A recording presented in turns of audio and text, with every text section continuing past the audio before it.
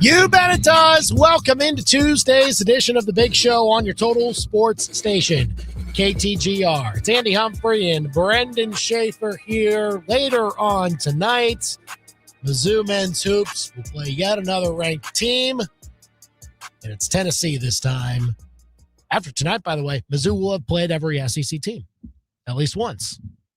The only games that they will have left will be against their repeat opponents. Okay, is that how they do it for everybody? I That's don't think weird so. that I just think that's how it worked out for Mizzou. it lands that way. Yeah. All right. Very odd, but that's Mizzou's situation. Can the Tigers get it done tonight?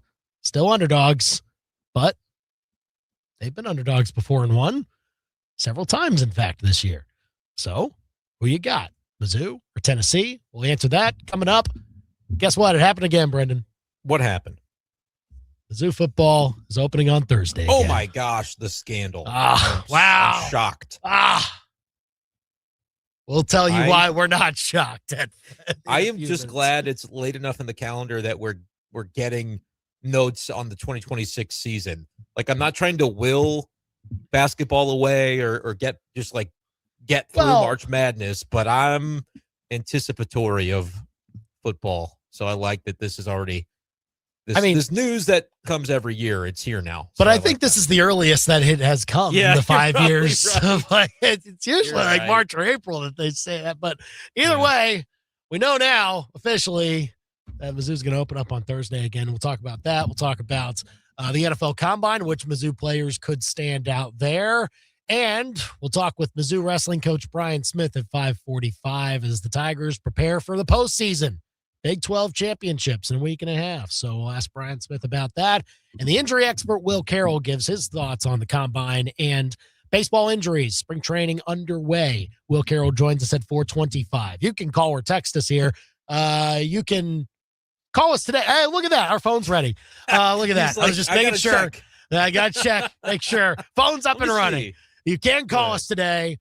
You can text us as well, 573-875-KTGR. You can tweet us at KTGR Big Show. We're live on YouTube right now, youtube.com/@KTGR Sports. Leave a comment. We'll flash it up. Comment on YouTube. Way. I'll just chat with you throughout the show. It'll just be our little fun time. Brendan needs someone else to talk to. Yeah. That's like, so that's another way that you can reach us. Also on Facebook, we'll also just chat on Facebook with you if you want. Facebook.com/KTGR Big Show. Now, the Big Show's Big Deal. Tonight's Mizzou basketball, again, about a 4 or 5 point underdog against Tennessee. Number 22 in the country are the Volunteers. Mizzou trying to bounce back from a loss at Arkansas on Saturday. But if the Tigers can get it done, that'd be 2 ranked wins over the last week. And it would certainly go a long way toward solidifying an NCAA tournament resume. The Tigers still right on the bubble. They're part of the last 4 in, according to Joe Lenardi in his latest update. 8 p.m. tip-off, 7:30 pregame start right here on KTGR. On the football front, news is that for the 5th straight year, Mizzou will open up the football season on the Thursday before Labor Day. That is Thursday, September 3rd. This year. It'll be a 7 o'clock kickoff that night against Arkansas Pine Bluff. That's the Big Show's big deal on this 24th day of February 2026. You can call or text us here at 573-875-KTGR. Ironically, that news comes on a day where Mizzou baseball, as we speak, is playing Arkansas Pine Bluff in their home opener.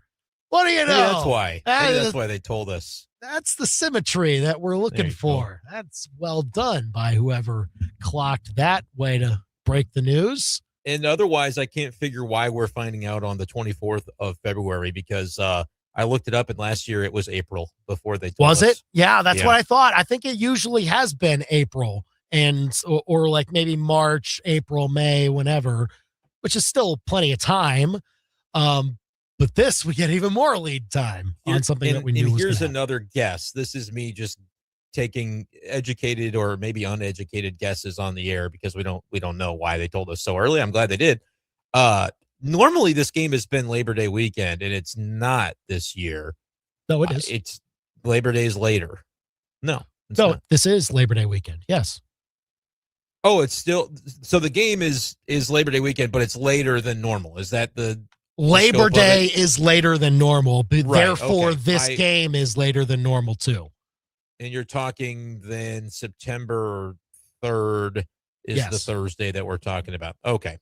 Cleaning up the housekeeping. Because I was thinking like maybe there was a reason they would have, announced it differently, but it's still the college football schedule, I guess, is just going to remain in lockstep with Labor Day. But that means everything kind of starts a little bit later than it did last year. Well, yes. And that means that you get one fewer bye week.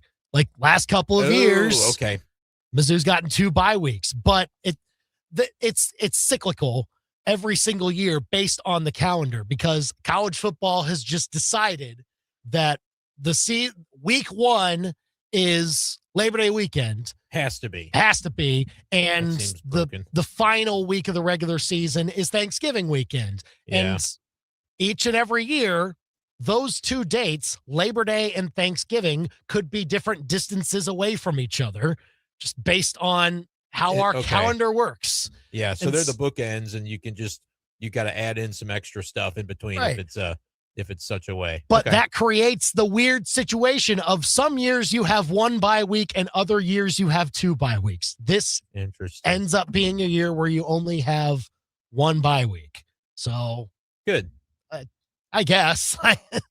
More football packed into. I'd like consistency, but either way, yeah. I guess 12 games. It is consistent. Yeah. You consistently play Thanksgiving weekend, your last game. You consistently, apparently, I found out today, play on Labor Day. I guess it never really just occurred to me, but Labor Day is like the 7th of September this year. Yeah, that's as late as it can possibly be. So that's why I'm noticing it for, I guess, the first time. Need consistency. Need a commissioner. Need someone to fix this. Start it just a little bit early. You can make week 1 before Labor Day, and this can be all solved.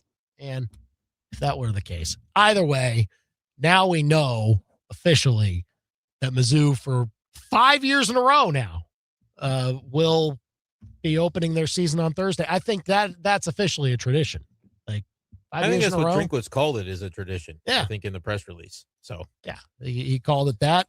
And then you also get the primetime slot to show off your new shiny end zone in the north. So that'll be interesting too. Either way, I mean, this is the best way for Mizzou to, I think, position itself to get in front of more eyeballs. Obviously, does it make some fans upset because it's on a weeknight? Yeah, maybe. I really do think it's better than having it on the holiday weekend. I agree. I'm kind of with you. And again, they let you know well in advance, so you can make sure that you're off work on Thursday if you've got the chance to be and you want to go to the game and make it happen. The bottom line is, I think I've seen, and look, this is not scientific data or anything like that. I've seen fewer complaints about it. So maybe fans are coming around used to it. Yeah. Have people complained in the past? Has that been like a thing that people are upset about? I thought largely people understood the reason and got it. It's for TV it's for TV exposure because they can get it on a national televised game. It'll be on SEC Network. It's, I think in part to make sure that the students and really anybody that may be traveling for the holiday weekend have the ability to plan around this and make it happen. And it look, I think it ends up being pretty good. Last year, I can recall the crowd being pretty solid. Sold out for the first half anyway. And then it got to be a blowout. And that's kind of the nature of it, is that maybe people head on out. But yeah, I thought it was good last year, and looking forward to it again this year for sure. And they'll hope to extend the sellout streak, obviously, again. That's the main thing, right? I think that one will. Like, people will want to see the new stadium right away, and there will be intrigue there. New quarterback, new quarterback. A lot of stuff that's new. Very interesting. The Ahmad Hardy's not new though. No, but he sells tickets. That's for sure. So, look, Mizzou's got a challenging schedule this year, 9-game conference schedule, and so they try to create as many advantages for themselves as possible. One of those is moving their first game up sooner so they can start camp sooner and they get more time to recover and prepare for going to Kansas this time. And I checked today. I shouldn't even be talking about this because I know they're going to make sure that we have a hard time doing it. But I was checking single game tickets not on sale at this point by KU Athletics. But wouldn't that be great if you could just, I did it for the Vanderbilt game, but sometimes they block you. Like if you got a zip code or whatever or area code that's not the right phone number or credit card number, that they block you from being able to purchase. But worked for me when it came to the Vanderbilt game. Granted, of the 16 SEC schools, even though Vandy had a nice season, that would probably be the one that I would say is least likely to be able to or to bother to keep opposing fans out. But anyway, not on sale yet. So if you're trying to go to the secondary market for the Mizzou Kansas game, I would wait. They're like $270 right now. So they do need to come down, I think, to be at a reasonable spot. Yes and no. I mean, they were in the 200 range for the game in Columbia. But like tickets haven't even gone on sale yet. So to look like there's very limited availability. So I'm going to wait, see what we might come up with. Well, they also have a new stadium or the newer stadium pieces to it. So they seats probably like 2,500. So they upgraded. It's a nice, really nice venue they've got there now. There you go. Rivaling. They call it the booth because it's like you're in a telephone booth. I see. It's kind of how it feels. We're already providing the bulletin board material. What are you doing? I don't know what's wrong with me. What are you doing? You caught me in a mood, and now because I really did. Like 20 minutes ago, I was like, I wonder what that whole situation looks like for that road game, and it's not the time. It's not the time yet to be pursuing that.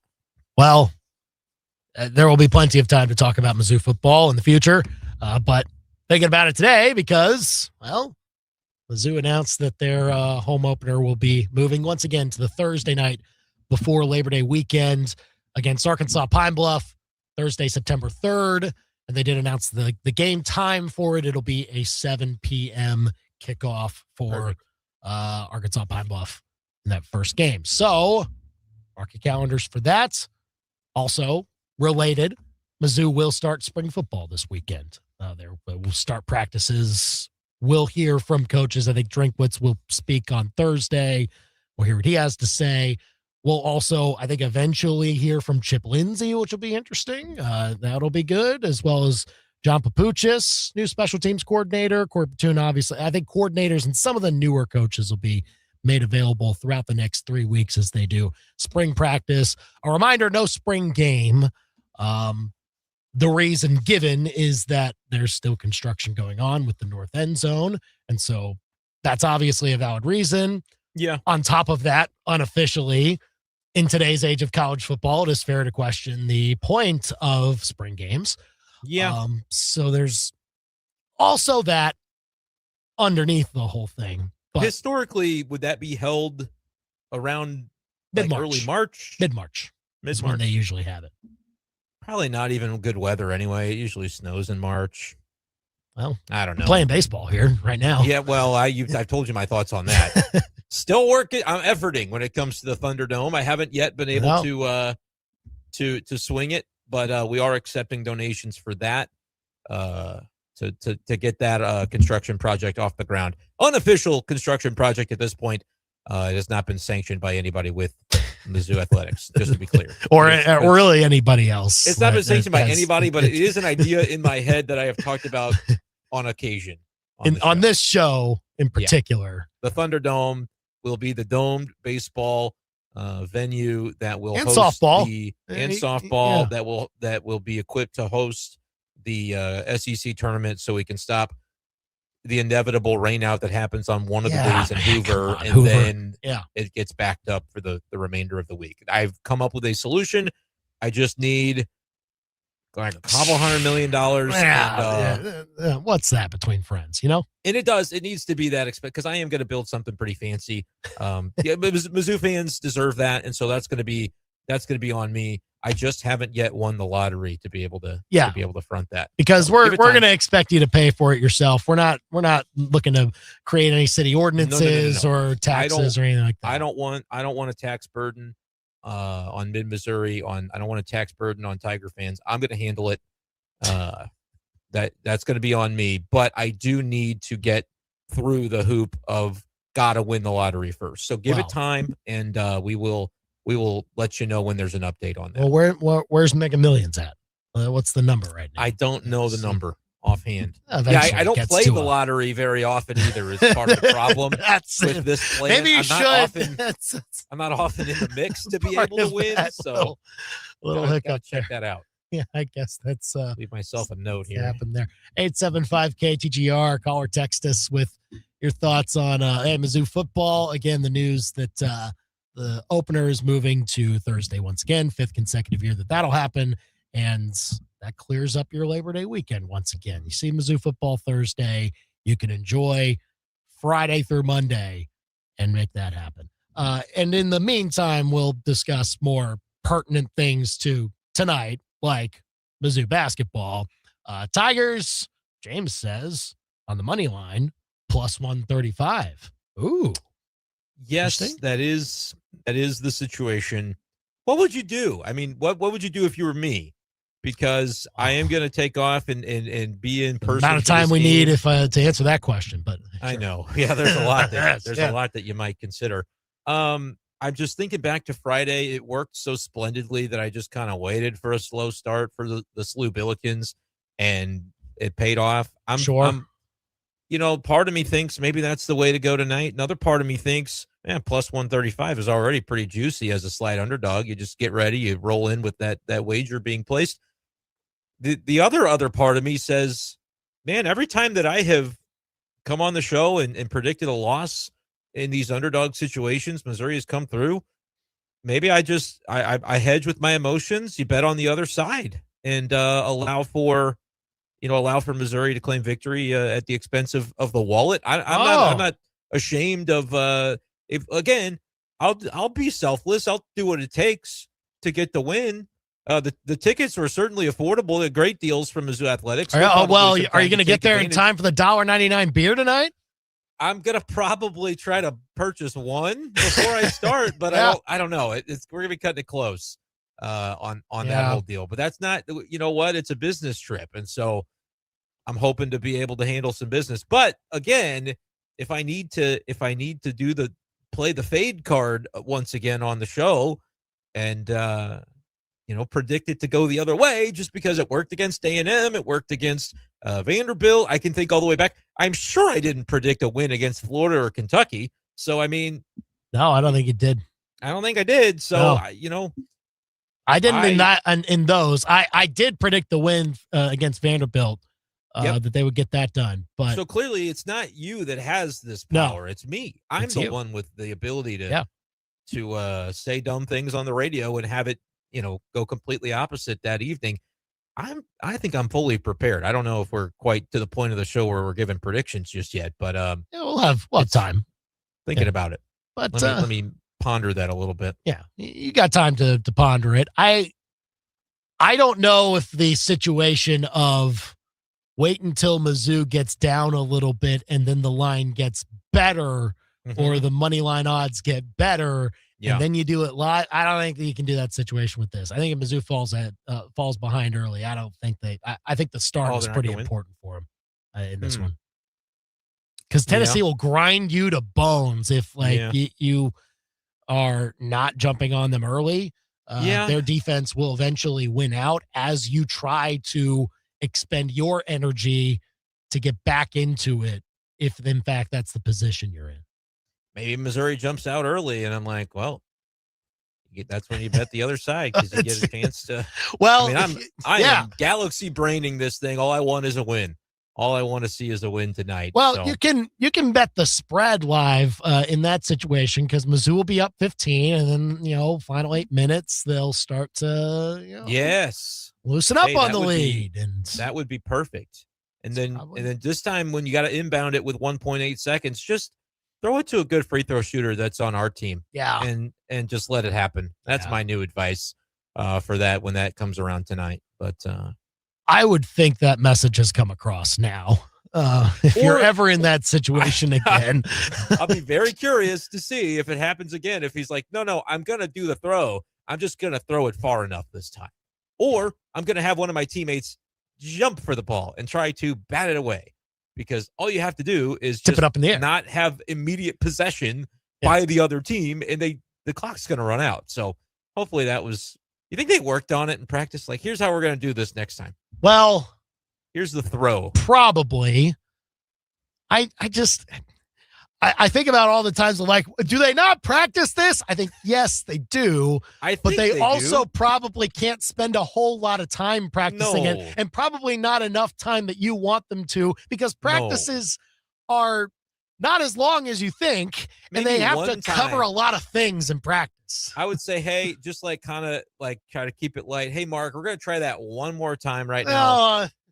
Just one time here, because your arm will get tired if you have to keep throwing the basketball 75 feet. Yeah. You can't really be doing that. So I don't know. I think they'll be fine when it comes to those clutch moments. I've said enough over the past week about not really trusting how they've performed in those moments that I'm sure when it comes around, they'll be just fine. Will it come around tonight? Will they have the lead? I do think, to your point, it's important not to get too far behind, because there are ways that Tennessee will be able to grind you down. Certainly going to be looking at that rebounding margin. Can the Tigers at least keep them off the offensive glass? Like, clear out the possessions when they do miss. Solid offensive team. That would be my hope. And I think if you get that done a little better than you did against Arkansas, you might have a real chance tonight. So who you got? We'll give our predictions a little later on here on the Big Show KTGR as Mizzou takes on Tennessee. 8 p.m. tip-off. Hopefully this is the last one of those going forward. It's the last regular season one. We know that for sure. There's always the possibility of the conference tournament, or if they make the NCAA tournaments, that they could be stuck a little later. But this is the final. They'll give you a 9-10 out west when it comes to the NCAA tournament. That's happened several times to Mizzou. 950. Yeah, they've been stuck there. But this is the last regular season game that happens after 8:00 on the tip time. So who you got for it? We'll start coverage at 7:30 right here on KTGR. And you can chime in here on the Big Show with a call or a text at 875-KTGR, or a comment on our YouTube and on Facebook.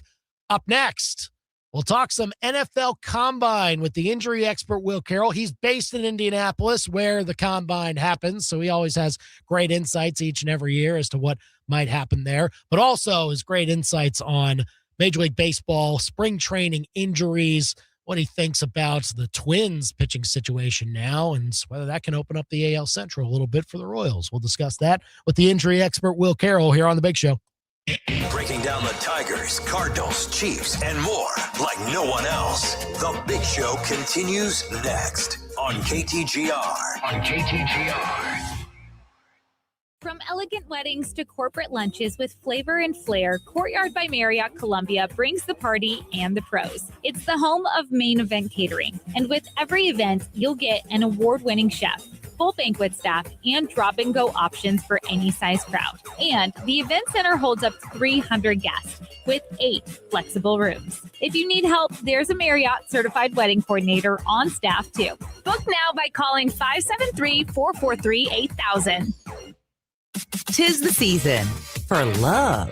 In this month's issue of Inside Columbia Magazine, we've got the Valentine's Day guide for those who are single, already taken, and it's complicated. Meet 2 local business owners who are redefining hospice and elder care. Plus, go behind the scenes and see how this issue came together on our Instagram page at Inside Columbia. This and much more in Inside Columbia Magazine. Get yours at break time convenience stores or subscribe at InsideColumbia.net.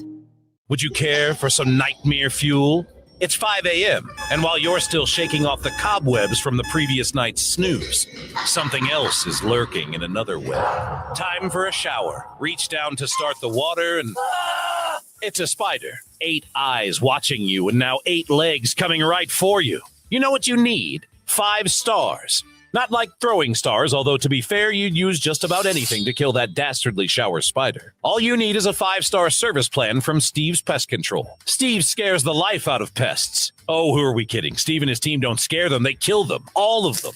And because your fear of spiders, wasps, termites, and other insects is very real, Steve's is here to let you know that he and his team are real too. They're not some corporate conglomerate. They're legendary, local, and 100% real. Hi, I'm Steve with Steve's Pest Control. We're going to solve your pest problem. I guarantee it. Now you got a friend in the pest control business. Steve's Pest Control. And now the doggy dedication with Kretsch's Custom Exteriors. This week's letter comes from Coco in Colombia. Coco writes, Dear Kretsch's, my human's been whizzing off his new deck nonstop. I've never seen him so happy. But while he's making salty lemon snow cones, I don't have a place to pee of my own. If I had a wood fence to whiz on, I could unleash my freedom stream from a 3-legged lean. Well, Coco, Kretsch's Custom Exteriors can build you that fence to splatter your bladder. Kretsch's Custom Exteriors. True beauty is on the outside. My name is Taylor, and I have had insurance with Phyllis Nichols and her team for over 9 years. A auto claim came when my wife was rear-ended. Everyone was safe, but that left a lot of cosmetic damage on her brand new car. We called Phyllis, said, hey, this is what happened, and she's made it a very streamlined process. Phyllis lined out our rental car and made everything just so easy. And having 3 kids and losing a vehicle is a big deal, but Phyllis went to bat for us, got everything lined out, and made it a very easy process.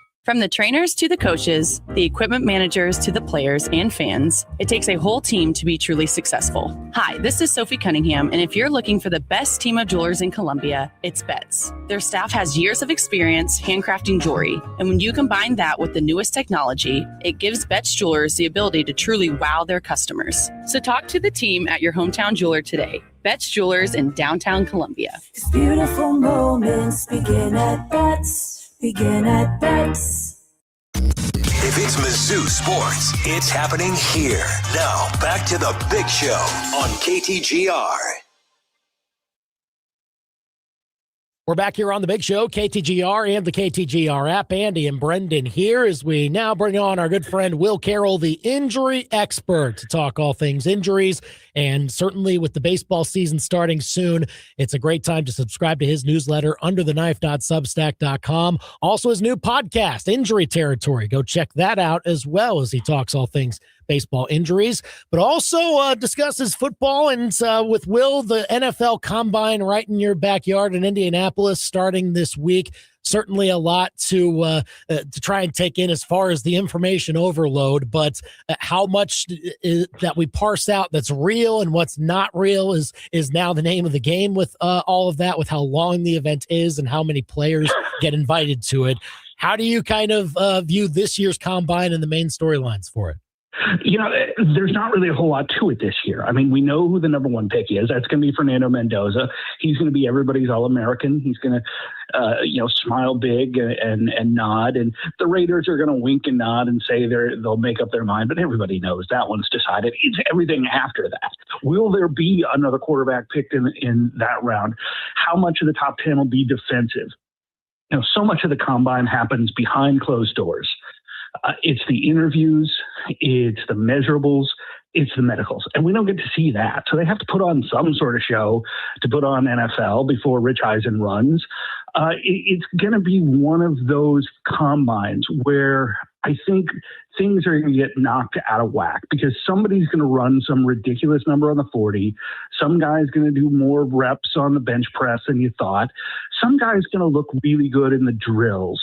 And people are going to read way, way too much into that because it's going to come down to who fits. I mean, just look at the Chiefs. The Chiefs, everybody has them locked in on Jeremiah Love. And don't get me wrong, I think the world of that kid. I think he's the perfect fit for them. Obviously, they have to address the line and they have to keep Patrick Mahomes healthy, but I think that'll take care of itself. I think one of the things we've got to look at is not overreacting in some of the numbers.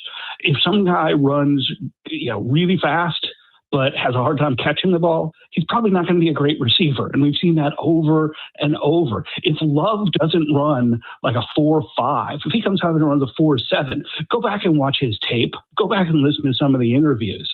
I think there's going to be a little bit of is it this guy or is it that guy? Because there's a couple safeties that are in the same ballpark. There's a couple edge rushers that are in the same ballpark. But it's going to be a really weird combine because we don't have the run of top stars. We don't have the run of quarterbacks that we normally have. And certainly the Chiefs not in the market for a quarterback, but interesting to have a top 10 pick and have a couple of the positions of need potentially there. How do you sort of view that pick? And as we come into the combine, you talk about Love obviously being a fit there with the running back need, edge rusher. But do you think the Chiefs could potentially dip into that free agent market when it comes to running back and kind of divvy up their resources? That way, I feel like it'll be interesting to see. Well, I think, yes, it's possible. If Love isn't the guy, there's talk about Love going higher. And that wouldn't stun me, but it would surprise me. But if the Chiefs passed on him, that would really surprise me because I think, the really good rushers, Bailey and Reese, they're going to go in the 3, 4, 5 range. They're not going to make it down. So I don't see the value. Love, listen to Mel Kiper, who I've known for years. I really trust his views. He has Love as his number 2 player, just behind Mendoza. And it comes down to need and impact and how you value running backs in the modern NFL. I think it's much easier to go out there and get an offensive lineman, though you have to spend, that can come in there and play rather than trying to create one, especially this year. You got kids like coming out of Alabama who are, Caden Proctor could be the best left tackle ever. He can be the worst. It depends on which game you watch him play. Will Carroll, the injury expert here on the Big Show, KTGR and the KTGR app. So we'll obviously be monitoring the combine all this week, all the potential guys the Chiefs could be targeting, the Mizzou guys as well that'll all be there. But Will, on the baseball front, over to spring training again, the latest for the Cardinals on their injury front seems that Riley O'Brien still dealing with that calf issue, and it looks like it is going to keep him at least from the opening round of the WBC for Team Korea. Maybe he'll join the team later on in the tournament if they move on. But how do you view that situation? Obviously, the Cardinals want to be careful with him. He wants to be careful with it. What do you see about that? Yeah, we talked about this last week. I've seen a lot of really minor injuries for WBC guys. And again, I don't think anybody's going really untowards. I don't think they're creating injuries, but even the minor things, they're saying, hey, maybe you don't go. And for a team like Korea, which it does have a real shot, maybe he moves on there. I think the Cardinals are an interesting team just because I don't really know how that bullpen lines up. The rotation's pretty well set. I can tell you more or less who's going to be on the team. It's that back end of the rotation, especially if you're a fantasy player. Is Riley O'Brien going to be a guy who really steps up, who becomes, I don't know if a dominant closer is his upside, but a guy who can lock that position down and get 20, 30 saves on the season. And if he goes off for a month, it's not like he's Shohei Ohtani. It's not like you know what you've got in him.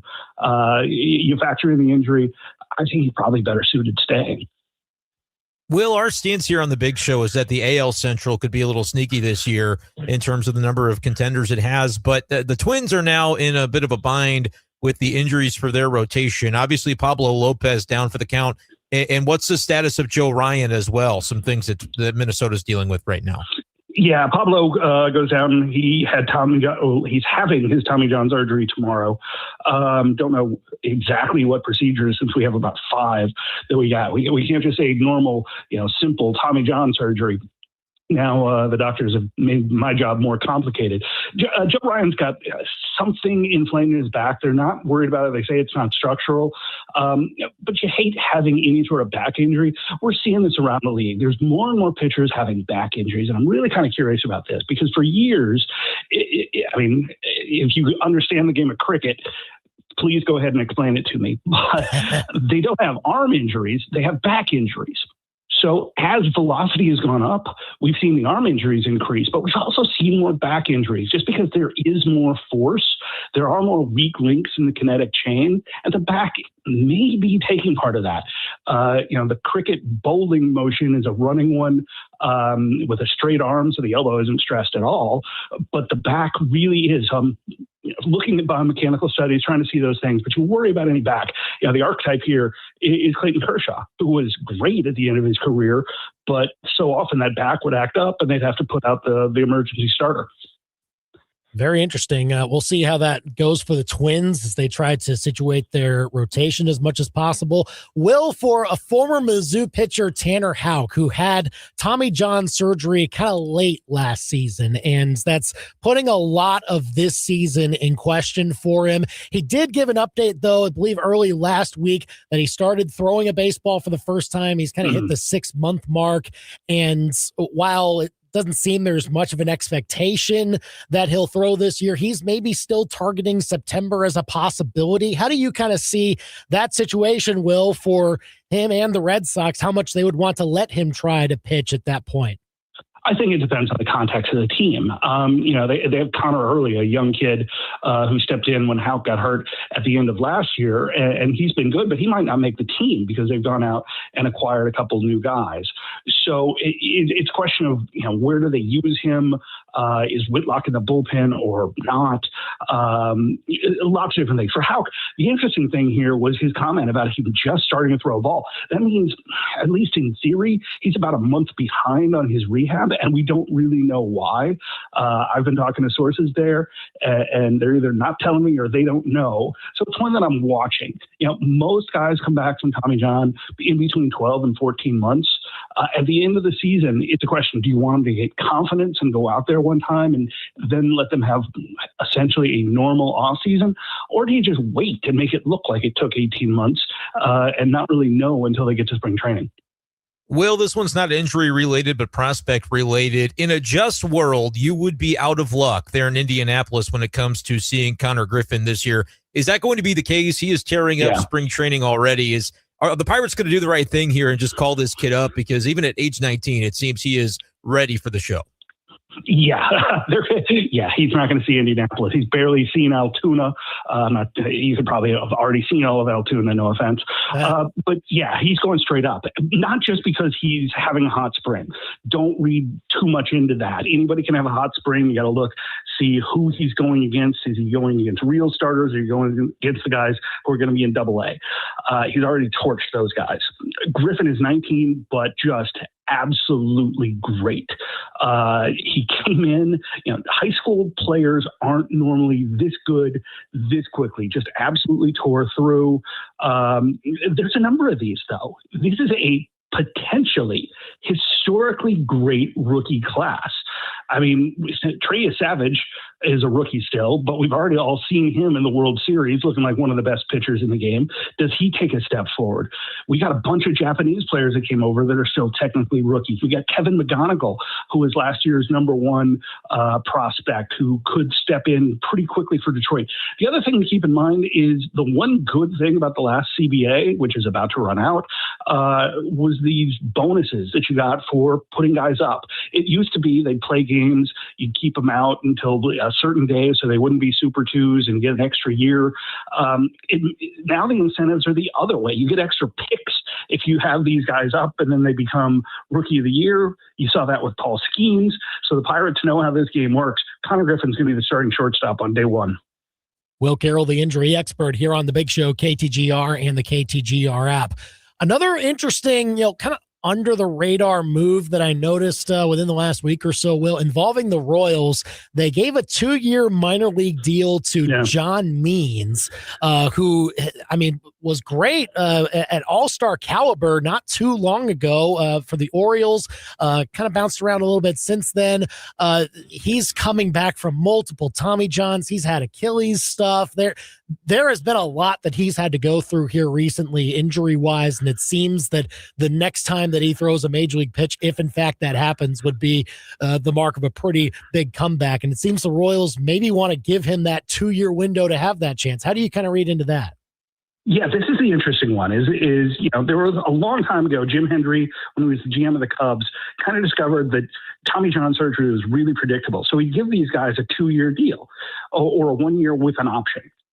And it was basically so they could rehab, and then they would get 1 year out of them. And the first one he did it with at the major league level was John Lieber. So they always get referred to as Lieber contracts. And that's sort of what this is. But for Means, there's a couple things here. First, this allows him to basically rehab this Achilles. It's already been done. He did it in the off season. It's going to be about 6 to 9 months. So that wipes out a good portion of this season, but maybe not. And the Royals are really good at rehab. He wanted to sign with a team in Arizona to be close to home. He wanted to sign with a team with a good reputation. So why not the Royals and Nick Kenny and that great rehab staff there?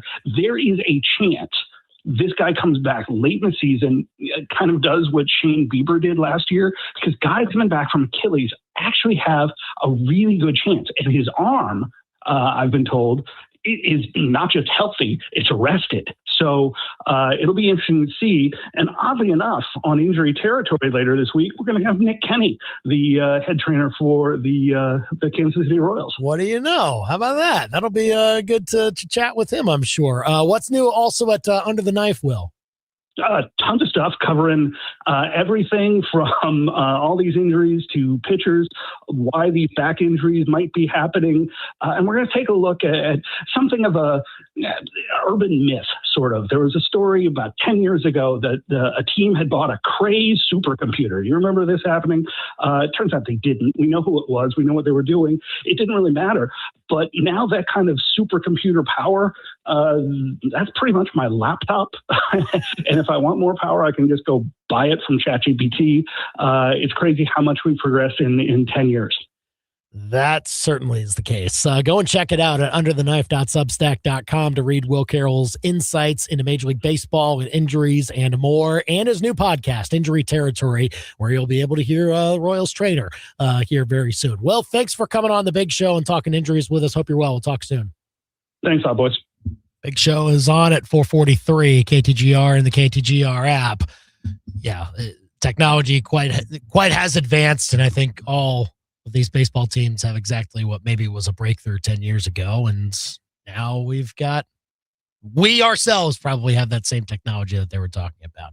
But yeah, it happens in a hurry. But going to be interesting to hear maybe what the Royals head trainer Nick Kenny has to say about their situations, if he can reveal any of their situations. I don't know what he can and can't reveal, but it could be interesting to see what he has to say about that. Yeah, no doubt about that. But yeah, we're getting closer. It's now only 4 weeks away. Basically a month, a little more than a month. Yeah, a little more than a month away from opening day for both the Cardinals and the Royals. We're getting set for it here on the Big Show, KTGR and the KTGR app. You can call or text us at 573-875-5847. We have Under the Bus coming up next. Those awkward moments when you're a media person, you're talking about a player and how well they're going to do this year, and then that player walks by. So what are you going to say? We'll get to that. That happened in Arizona at spring training. We'll get to that next. Now, your local Sports Center update on your total sports station, KTGR. Good afternoon. I'm Andy Humphrey. This Sports Center update is with Lee's Tire Company. If it's round and rubber, Lee sells it. Go to leestirecompany.com. Mizzou men's basketball plays tonight. Their third-ranked opponent in a row. Number 22, Tennessee, comes to town. 8 o'clock tip-off at Mizzou Arena. Mizzou looking for their 9th conference victory to get to 9-6 potentially. But Tennessee, a tough customer. They're 10-4 already in league play. Mizzou, part of the last 4 teams in, according to Joe Lenardi's recent bracketology update. Tip-off again, 8 o'clock. Pregame at 7:30 right here on KTGR. Mizzou football announced today that once again their home opener has been moved off of the Saturday of Labor Day weekend to Thursday before. That'll be Thursday, September 3rd at 7 o'clock as the Tigers host Arkansas Pine Bluff. This is the 5th consecutive year that Mizzou football has opened up its season on a Thursday night. Mizzou football also starts spring football practice this weekend. There will be no spring game due to the construction at the north end zone. Your ABC 17 Storm Track forecast is with Shangri-La Dispensaries, with 2 locations in Columbia and 1 in Jefferson City. Shangri-La Dispensaries is paradise found. ShangriLaDispensaries.com. I'm ABC 17 Storm Track Chief Meteorologist Jessica Hafner. I'm tracking partly to mostly cloudy skies this evening with a low near 34. Expect slightly cooler temperatures tomorrow. We'll make it to about 54 with some evening showers. We'll clear up by Thursday with mostly sunny skies and highs back up to near 55. I'm ABC 17 Storm Track Chief Meteorologist Jessica Hafner, and that's your ABC 17 Storm Track forecast on your total sports station, KTGR. High school hoops. Switches on the crossover, Euro step inside, high off the glass and in.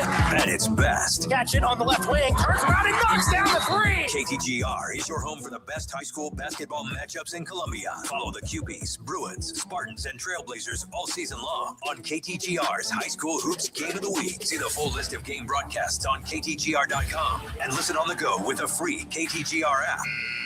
High school basketball lives here on your total sports station, KTGR.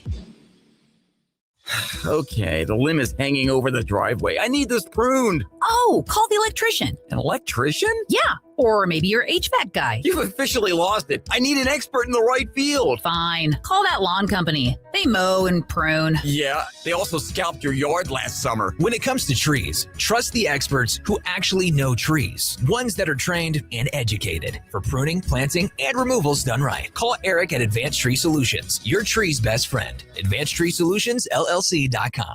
My name is Barry Rowe with True Sun Exteriors and Interiors. I started True Sun Exteriors and Interiors in 2010, and I started working with the Zimmer team. It was the first advertising option that I tried was radio. Stayed with that, and it started seeing results with that in a relatively quick time frame. And with the Zimmer team, with the creativity that they can help you with, the ideas, and just their advice makes it such a core piece of what we do to get our name out in the community and brand it. Zimmer Communications. You know business. We grow business. ZimmerCommunications.com.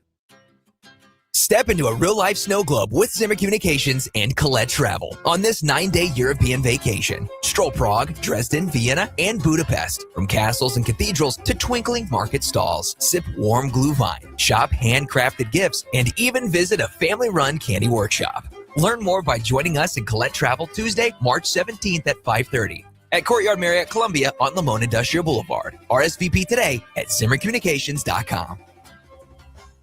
Hi, we're Midway Electric. Late winter is the smart time to take a look at your electrical system before spring projects and new power demands put extra strain on it. If your panel is outdated, breakers trip often, or you're planning major upgrades, now is the time to make sure your system is ready. From panel upgrades and repairs to efficient lighting and future-ready electrical solutions, Midway Electric helps keep homes and businesses safe, reliable, and prepared for what's next. Midway Electric, powered by people with pride. MidwayElectricInc.com. Hi, I'm Sarah Sticklin McDonald. And I'm Charlie Sticklin with the Sticklin and Sticklin Law Firm. And I'm Mizzou Softball's Natalie Touche. At Sticklin and Sticklin, all we do is personal injury. We've earned millions for our clients since 1991. On the diamond, I trust my team. Off the diamond, I trust Sticklin and Sticklin. Don't let the insurance companies strike you out. Let Sticklin and Sticklin go to bat for you. Sticklin and Sticklin, it's a home run. Hey kids, tired of working out in the peace and quiet of your own home? Why be comfy when you could be cringy? It's about time you signed up for a gymbership. For 12 easy installments of $499.99, you can lie down on pre-soaked workout benches, enjoy awkward locker room talk, and get judged hard by dudes who look like they can rip a pickup truck in half. The gymbership comes with everything you see here, batteries not included. Or you could shop at Play It Again Sports for fitness and workout equipment. Think of them first so you don't finish last. PlayItAgainSportsColumbiaMo.com. As we get into the heart of basketball season, 1851 Underground Tap and Grill wants to remind you whether you need a place to grab a bite after a local high school or college game, or you want to plop down with some friends and watch some of that college conference action on TV, they've got a spot for you. Your favorite cold beer or cocktail and delicious appetizer or dinner options on the menu. Check them out on Facebook or at 1851underground.com. It's no secret that it is underground. 1851 Underground Tap and Grill in the historic Brick District, downtown Fulton. Your daily fix of local sports lives here. This is The Big Show on KTGR.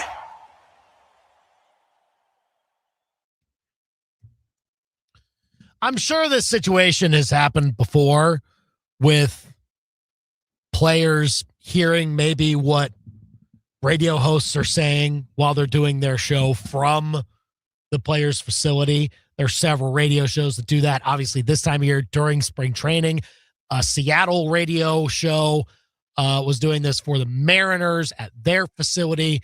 And they were talking about Logan Gilbert and saying, like, okay, Logan Gilbert over or under 3.2 ERA this year? What do you think? And then Logan Gilbert walks by. He's overhearing the discussion, and he's even like kind of weighing in. At first, he was like, "Oh, take the over," and because he thought that they were discussing what he did last year, which he was 3.44 last year. But they're like, no, we're trying to guess what you're going to do this. It. Yeah. What's your projection? And then what do we think is going to happen? And they said, "Oh, it better be under." It's like, better take the under, boys. I guess the hosts at that point have to say under, right? Like when you're standing there, very odd, very awkward. I think I'm reading that one of the hosts said legitimately, he's now walked away. I'm going to take the under. So he waited till he walked away to answer it. Yeah, according to what he said. But that is the kind of stuff. If you're on location there at spring training, the guys are right there. Makes sense. Yeah. I'm sure it's happened before, too, with this just being the latest example. Logan Gilbert happening to be walking into a discussion on his own numbers. Also, under the bus to Mario Cristobal and Kirby Smart. They were kind of taking subtle jabs at each other in good fun, obviously. I think they're on good terms. But it just seemed like a bit of a roast hour at the Steve Spurrier Awards. This is like an annual thing where they honor, I think first-time college players that did really well in the last year, but they have the coaches introduce them. There was highlights of Carson Beck that flashed up on the screen, and Mario Cristobal was like, "Man, that Carson Beck, look what he can do with excellent coaching." Wow. Kirby Smart's in the room. Kirby Smart did get a clap back. He said, Steve Spurrier's right next to him, and he said, "Steve, you won more conference championships at Duke than Mario has won at Miami so far." So, I mean, it was kind of weird to see it all sort of delve into jabs at coaches, because Smart was even taking shots kind of at John Summerall, who was also there, just took on the Florida job. They're in Gainesville, obviously. But I don't know. It was a little off-putting because it seemed like they were there to talk about, players that had really good seasons. Then they're just kind of, telling old stories. Maybe there was a cocktail hour before the ceremony. Who knows? It seemed that way. Those guys, it seemed like they were all, shooting from the hip on those kind of jokes. Slap happy with all that. Hey, it's all in good fun. So I guess hopefully they had a good time. And Steve Spurrier, he always has a good time. Don't even need to give him any extra incentive to do that. But anyway, just Cristobal and Kirby Smart, who, again, they were on the same coaching staffs at one point in time, I think, under Nick Saban. And so it's not like they have bad blood or anything like that, and we're legitimately taking shots at each other.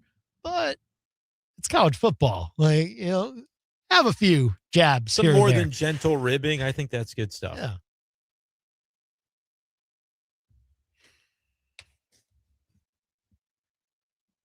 Just don't let it reach Nick Saban, Jimbo Fisher levels, and I think you're good. Yeah, that wasn't gentle. No. Nor friendly. Sweetest thing, Bobby Witt Jr. is the 2025 Lou Gehrig Award winner. This a very prestigious honor. It honors the player every year in all of Major League Baseball who exemplifies the character, integrity, and charitable dedication of Hall of Famer Lou Gehrig. And Witt was the recipient for this past season, but it was announced today, I believe, that he got that award. Salvi has won the award before. George Brett has won the award. Some Cardinals have won it before. Paul Goldschmidt, Albert Pujols. So very great group of historic players that Bobby Witt gets to join for not only what he does on the field, but also off the field. Yeah, that's definitely cool. And I think he'll, continue those endeavors. As we talked about, I think last week, just mentioning how crazy it is for Kansas City to have not only Patrick Mahomes, but Bobby Witt at the same time, where this guy's really just getting started with the impact that I think he's going to be able to make over the course of his career. And you always like when you have stories about guys that, take it beyond the field and give back the way that he's doing.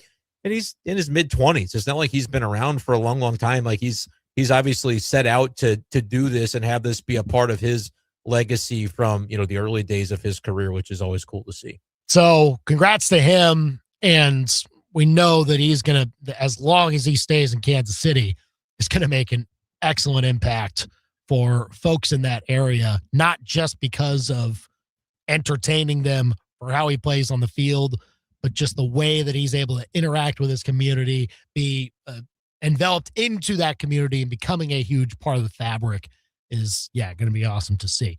What's also pretty sweet, did you see Jack Caglione, 460 feet today? That's a lot of feet. 115 off the bat. I think he's going to be all right. I think he's going to be just fine. It's pretty fast. Pretty fast. Hard hit ball. Bat speed there. So looking forward to that. Looking forward to what else spring training might bring and what more we can read into and overreact to before the start of the actual season. Love this time of year. We'll overreact also to some Mizzou basketball things, or maybe overpredict. That might be what Brendan does with his prediction. I'm already what he's thinking going to myself do into a corner. I mean, we'll have our predictions for Mizzou in Tennessee. Men's basketball tonight, 8 o'clock. That's when tip-off is at Mizzou Arena. We'll also talk about some of the Mizzou players at the NFL Combine, what they could do to impress some scouts there, and some potential fun NFL quarterback movement scenarios that we could be seeing this offseason too. We'll discuss all of that next year on The Big Show, KTGR.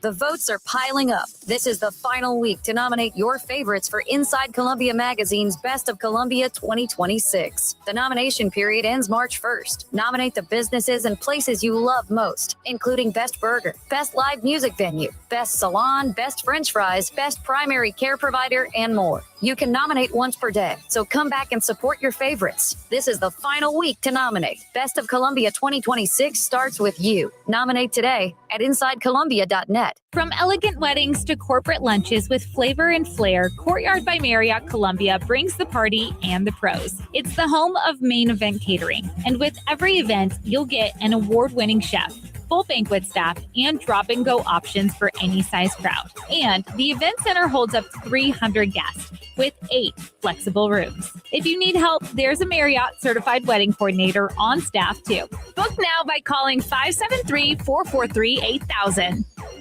Hey y'all, it's Molly from Billiards. What happens when 2 pharmacists, a restaurant dude, and a math whiz walk into a bar? They buy it, and those 4 awesome people are the new owners of Billiards. Like a good Oscar speech, we don't have enough time to thank everybody. But if you've been part of our journey, we just want to say thanks for boogieing on down. Boogie on down for burgers and beer. Billiards on Broadway. Yeah. Les, honey, I'm coming home. Brian Ware Plumbing has answered a lot of your calls over the years. And you've helped him grow his business immensely. So he wanted to take a second to say thank you.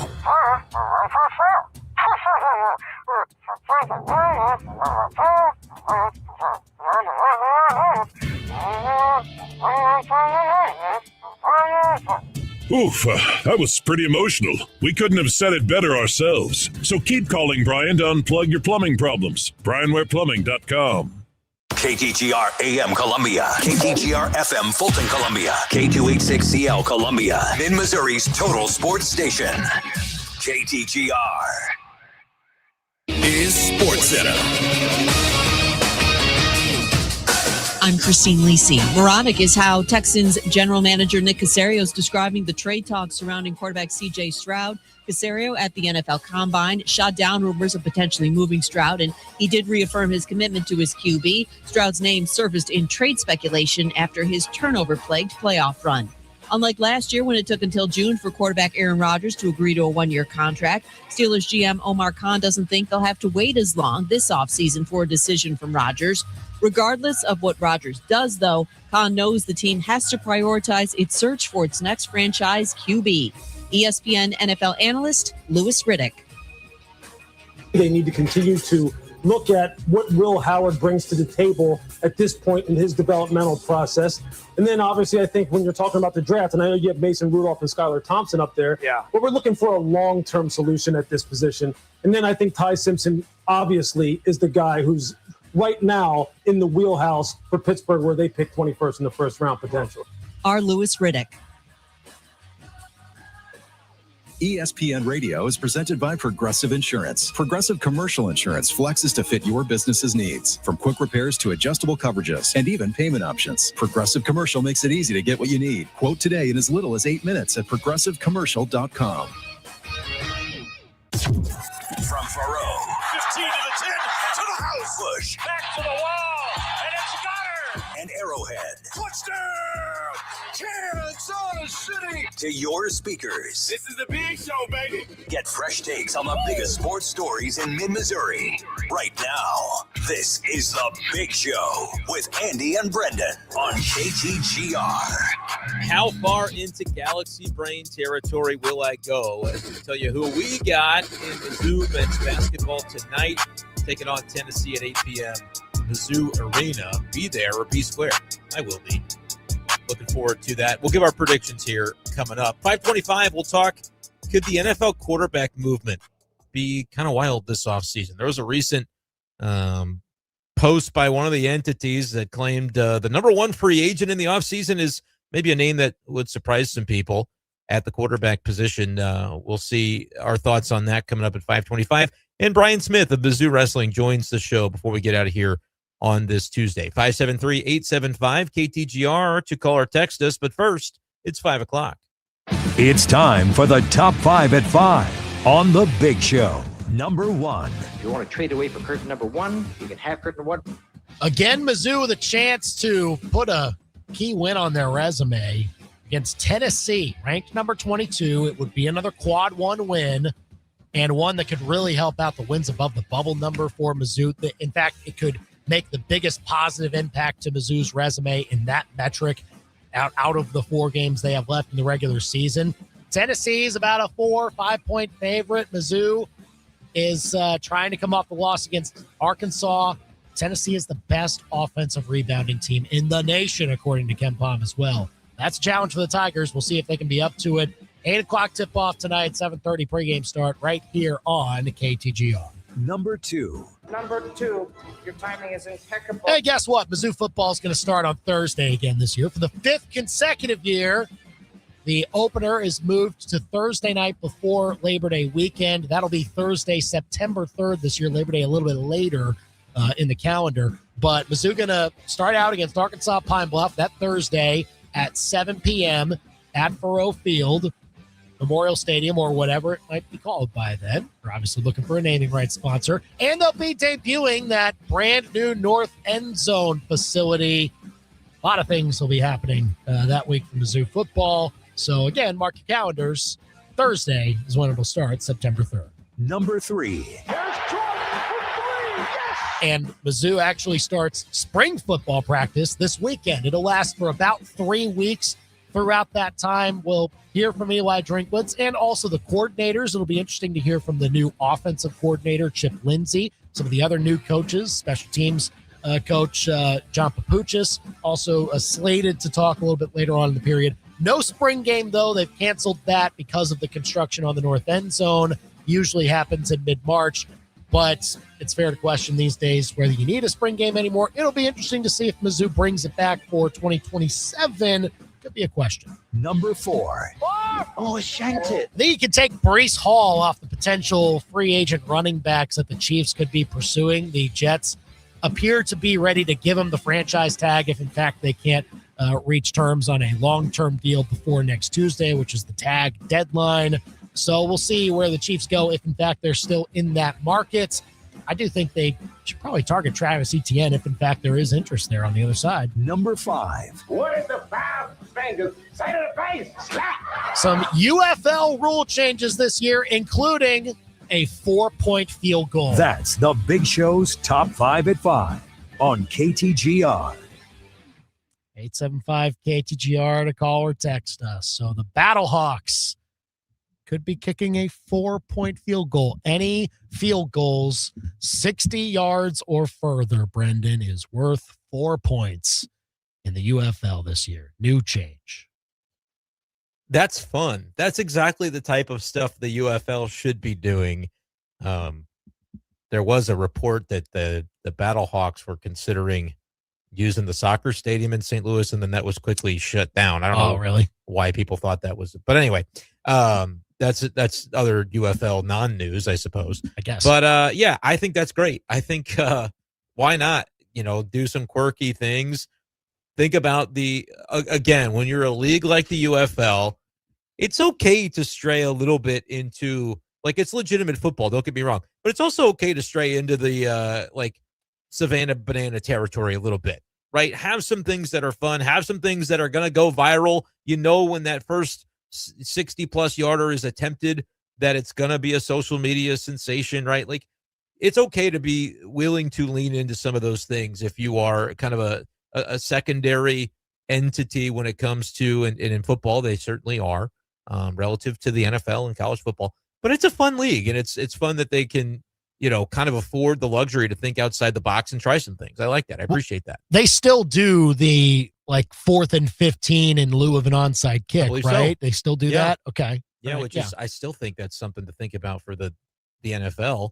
Yeah. And look, the UFL and the NFL are kind of, is it a formal partnership, or is it more just like an understanding at this point in time that they can be the breeding ground for certain things that the NFL may want to kind of see how does it go when it comes to some rule changes? Like, again, I think that's working in some coalescence. The NFL is not like funding the league or anything, to my understanding, but I do think that they can kind of take in, you can throw stuff at the wall in the UFL, and then other leagues, college football, NFL, can say, okay, there's at least some data on what we saw with this before considering some rule changes, which I think is always something they should be looking to implement and stay on top of. And very clearly the NFL has listened. They basically changed the kickoff rule to what it was in the UFL, or I guess the XFL at the time. The time.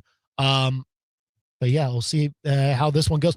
I mean, at first thought, I was like, okay, 60-yard field goal.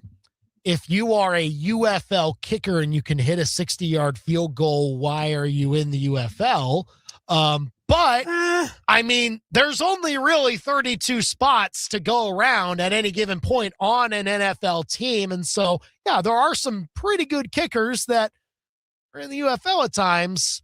Like the upside of the position depth in the UFL, I think, is higher at the kicker and the specialist category, because NFL teams only allow one roster spot for each one. They'll carry multiple quarterbacks and several at all the other positions, but they're only carrying one kicker. And so there could be some good kickers that can grace themselves in the UFL. There have been some. I was going to say there have been some that have done that and then have made it to the NFL. Kicking is like, there's a lot of guys that could make a 60-yard field goal. Can you do it accurately, consistently? Can you make the 50-yarder accurately, consistently? Can you make the 40-yarder accurately, consistently? Yeah. The level of just robotics that these NFL kickers often have when it comes to those 30 to 49-yarders, like they don't miss, or it's a storyline if they do. That's where it just really gets to be difficult. But I also think there's a case to be made that the teams that can identify kickers and can say, hey, maybe this guy from this other league should be given a go. Like, Mizzou fans knew all along that Harrison Mevis was an NFL caliber kicker. There was never a question for any of us, but that, like, until he got an opportunity, he didn't have one. And then once he got one, it happened to be with a team that I think is, they made the NFC Championship and very well could be in the Super Bowl next year with the Rams. And Mevis likely is going to still be their kicker because he's really freaking good. So, like, Brandon Aubrey was in the USFL, I think, once he took up football. So, like, I think that you can, and it's a spring football league, so that's an opportunity for sure for teams that are maybe in flux with their kicker situation. You could do both. You could play in the UFL this spring and end up, hitting enough 60-yarder 4-pointers that somebody gives you a call to training camp. That can absolutely be. I would argue that for maybe more than any other position, the UFL has been good for kickers, because it's just an opportunity to showcase yourself in game action and kind of get on the radar for some of those teams. No doubt about it. And you're going to get more chances to show off your range, because you better believe that a head coach is going to think about the value of, okay, my drive is kind of stalling out, but I can get an extra point out of maybe kicking More a than half a 61-yarder. Yeah. Do we see a coach kick on third down in this league just because of that? I want to see a coach kick when they're down by 4 and tie the game. That's what I want to see. Tie it going into overtime or whatever the case might be there. That'll be fascinating to watch there. So if you're watching the Battlehawks at all, 2026, be on the lookout for that 4-point field goal. They have banned the tush push. They went ahead, which is awesome. They're like, I don't think anybody was doing push. it in their league. I don't know. I don't know how effective it is in this one, but they just said no. Marketing. That is good marketing because there is a fan out there. Maybe there's just like one or two, but they're like, I'm tired of the NFL because of the tush push. And it's like, okay, we're the league for you. They're trying to build up an audience and a fan base. I just think that's brilliant marketing. Like, was anybody doing it? No, but you can't anymore. I also did see some hilarious memes of people reacting as if they were Jalen Hurts, knowing that now he can't play in the UFL. Wow, like Jalen Hurts is not going to, as a fallback option, that's not going to work anymore. It made me laugh out loud. Yeah, so not to say that I'm a big Jalen Hurts hater, but it is funny for like the people who are, I agree with that. And I don't blame people for hating on that. Here's a trivia question. Can you name the current, I believe he's still the current, Battlehawks kicker? Battlehawks kicker? Him. Battlehawks kicker, the guy that will be attempting the 60-yard 4-point field goal. Oh, it's Tucker McCann, right? I don't believe that it is. It's not? Are you sure? They have him too? I thought so.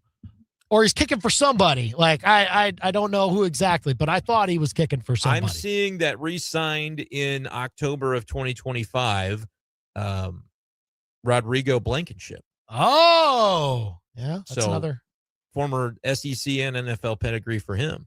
Wasn't he drafted? He might have been. And he never spend a draft pick on a kicker, man. I really think that it's hard to know that you've got like a legend in the making. Like I think the Cowboys have with Brandon Aubrey, although they're like debating a contract extension for him. Like, do they want? I'm telling you, man, if I were another team, I would trade for him. I would trade a day 3 pick, not a day 2 pick, but I'd trade a day 3 pick for Brandon Aubrey, 5th rounder. I absolutely would, and then sign him up. I think he's going to be good for a good long while. But no, Rodrigo Blankenship was on one of the College Game Day segments where like the regular person that can't kick a field goal missed it. And Pat McAfee was like, okay, we've got a ringer to come in. And I thought, how bad would that be if you're Rodrigo Blankenship, like trying to get an NFL job and you whiff on a 30-yarder? Right. Would be rough on national TV, but he made the kick. So okay. All the money went to charity. Like, you know the drill. But I don't know. That's my, I've exhausted all of my Rodrigo Blankenship stories. Other than I think he still wears the goggle. That's the other thing about him. Oh, good. There you go. Well, he needs to keep the brand going. That's for sure. So be looking out for that if you're going to a Battlehawks game. 56-yarder this past season. Got to try one from 60. Got to see if he can pull it. Yeah.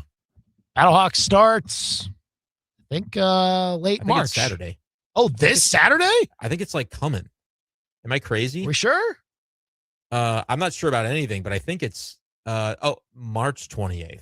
Not February 28th. It's hard to get it mixed up because it's perfectly aligned because February is 28 days, and so day of the week. And I'm already in the mode of like I'm already plotting out if like March 26th, I know I got to go to the Cardinal game. Like I'm already in the mode of thinking about dates surrounding it, and so I won't be at the Battlehawks game. Sorry, I'm not going to make the opener on the 28th of March. Not Ricky Prohl will be disappointed with you.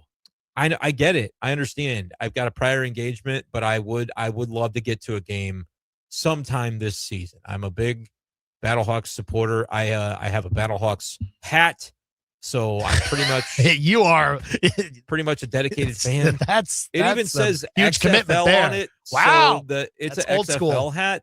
You know Vintage. that I have been in this. I've been in this for a minute. All right, that's the first iteration. Way back machine. Battlehawks. Tell you what. Telling you, I was a day one. I was a day one supporter. I was a fan before you even go to games. Pre-COVID? Wasn't that the COVID? I remember like COVID. I think before the league was shut down. COVID. Yeah. And we thought it was going to fold because of those I thought unfortunate for sure it circumstances. was going to fold from COVID. Yes. Yeah.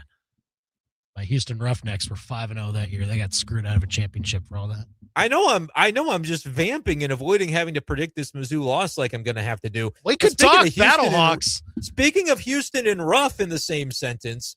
Oh, well, yeah. Told you so. Yeah. Told you last so. night. Uh-oh. Yeah, that was not good. Bill Self, you can't beat him on a Monday at the Fog. Was Darren Peterson playing? He was out there. Oh, he was out there for 10 minutes? He's kind of like a little guy. He's not. There was a play where it was like a Kansas shot attempt, and Peterson was kind of like falling off to the side, and he got bumped into a Houston player. Like, I don't know how big Darren Peterson is, but he can get roughed up a little bit inside the paint when he tries to go in there. But he played fine. Can I admit something? It might be sacrilege. He's 6'6", 205. Is he really that small? I don't know. Maybe the guy he got bumped by was just bigger. It just looked kind of. Well, what's your admission? My admission is, and you can probably already know where this is going. Last night, as the game's unfolding and Houston was off to a hot start, I'm like, I just don't see it. So I did one of the emotional, opposite wagers. Bet on Kansas. I did. It obviously you didn't lose your bet. I won my bet. Yeah. I was trying to lose it. You know what I mean? Like I was trying to pay to get Houston into a groove. Pay to get Kansas out of one, right? Yeah. I wanted to. I was daring them to lose. Do I do the same tonight and dare Tennessee to lose this game by betting on them? I could use the Kansas winnings. It's like it's not even real money. It's just shouldn't even have that money anyway. I would just be doing it for the cause, right? It's dirty money that I could then parlay into maybe Missouri wins a game because of it. You know what I mean? Just thinking about it. Obviously, like I'll be there's there root for the Tigers, but sounds like a scene in Ozark or something like that. I told you that I was totally in my head about this game and about the way that I need to approach it when it comes to. Well, here's the thing. Like, if you predicted Tennessee to win, you might win the bet. I don't know. Like, I don't want to. They're favored. But like it. Yeah.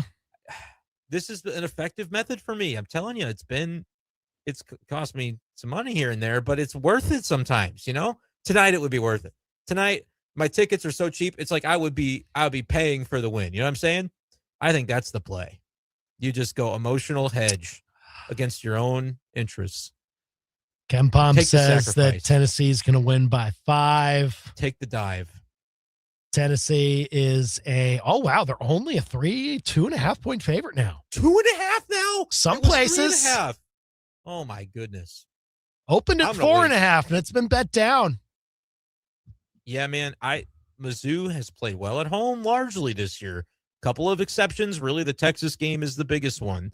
You lose against Georgia in a close game. They didn't really play poorly in that game, but they didn't get over the hump. I mean, the thing of it is, though, what does scare me, if I were like, I've been doing the bit about I'm going to pick against Mizzou. Right. The logic behind why I would do so is that offensive rebounding margin that concerns me. Like if you give up too many second chance opportunities, I do think that they will be able to take advantage of those, and that would be my biggest concern about this game tonight. I think it'll be a competitive game, but if Mizzou's going to come out as a what the texters say 5-point loser, it's probably that. It's going to be those offensive rebounds can pile up. That's my concern. That is a concern. It's a fair one. The last time Mizzou went up against the type of caliber team in that metric was the Texas game, and that really did not go well. Nope. Mizzou could not stop anything that Texas did in their offensive possessions in the second half. So, yeah, that spells for a tough recipe. So you try to go to something that Kansas is, or not Kansas. I've really got your brain messed up now. Tennessee is not as good at, and they're not as good at protecting the basketball. They are prone to turn it over a little bit.